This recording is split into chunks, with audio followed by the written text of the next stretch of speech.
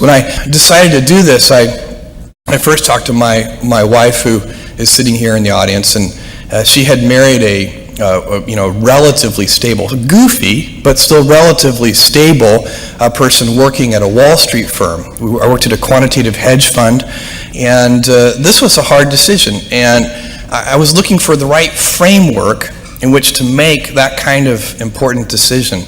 And the right framework I found is a regret minimization framework. And so that's just a nerdy way of saying that you want to project yourself to age 80.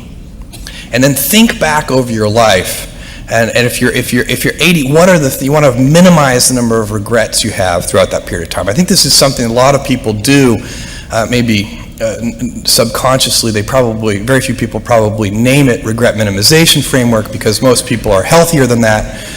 But it was a very clear way for me to think about making that kind of life decision, and the way it helped was, I thought, okay, if I go do this thing and participate in this thing called the internet that I genuinely believe is going to be a big deal, and if I fail, am I going to regret having tried and failed? And I knew the answer to that was no.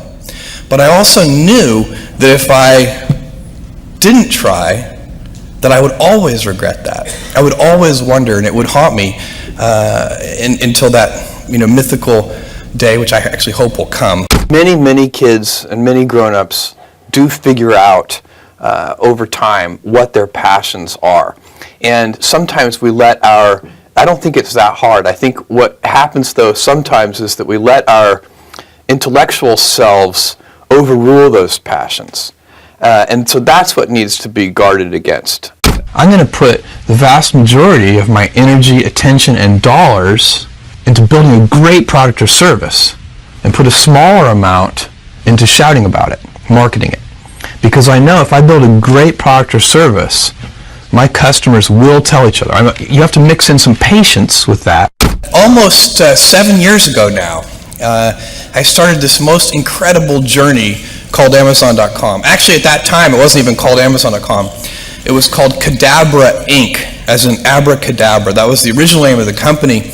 And I had phoned a lawyer on the way to Seattle from a cell phone. And he said, well, to incorporate the company? He said, what do you want the company to be called? And I said, Cadabra. And he said, Cadaver? And I knew that was a bad name. We changed it a few months later.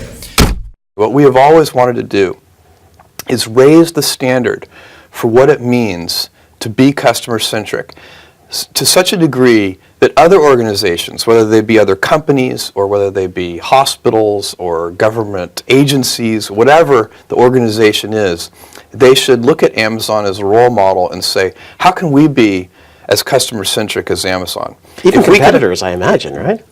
Hopefully competitors as well. But if we could make, if that could be our legacy, that we kind of raised the general idea of what it means to be customer-centric, that would be a huge accomplishment. It would be accomplishing a mission that's much bigger than ourselves.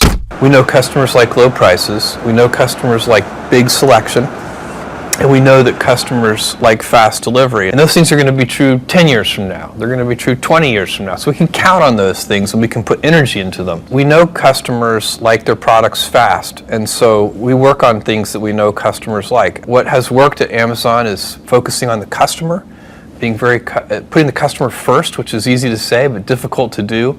And if you really are customer-centric, it's like being the host of a party. You're holding the party for your guests. Sometimes the host of the party is holding the party for the host of the party. And that leads to a different kind of party.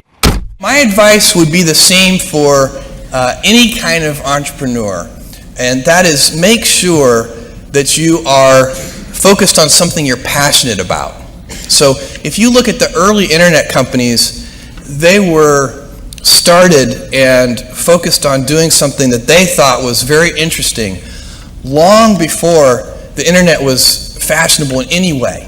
We are currently an underdog once again. We've been in business for 6 years, and there was exactly 1 year where we were not the underdog, and that was 1999.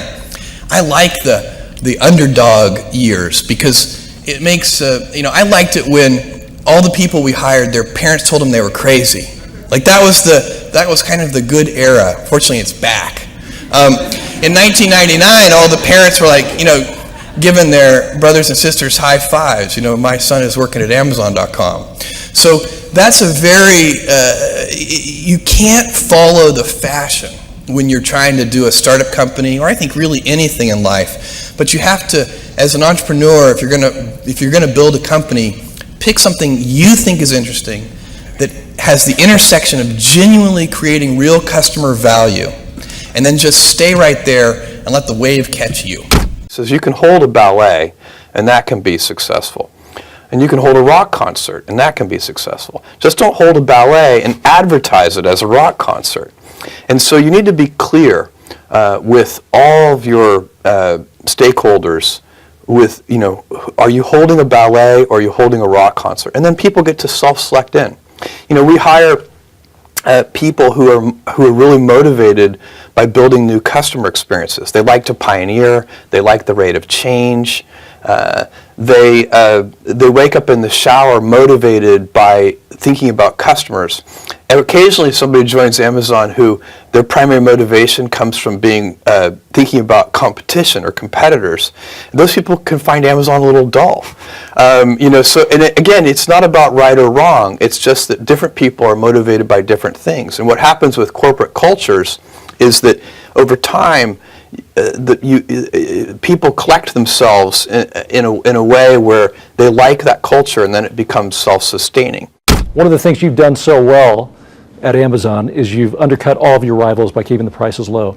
Does that same strategy apply to tablets? Yes, our approach is premium products at non-premium prices. So we sell the hardware at break-even, so we don't try to make any money when we sell this hardware. And we hope to make money when people use the devices, not when they buy the devices. And so that's a very different approach from most companies. Most companies are building quite a bit of profit into the sale of these devices. Whatever it is that you want to do, there's going to be risk in your life. And risk is a necessary component of progress. You can make any pioneering movements in the world of any kind, whether they be the geographical, physical exploration that I've just been talking about, or whether it be a more cerebral exploration of a scientific field.